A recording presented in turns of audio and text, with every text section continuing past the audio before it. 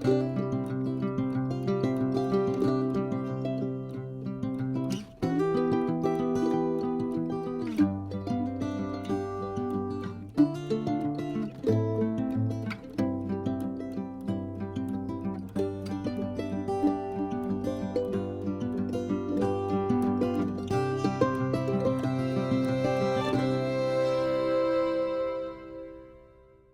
Black Harvest check-in system.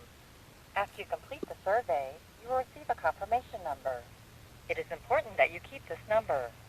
This number must be recorded on your Hunter Harvest log on the back of your license or permit.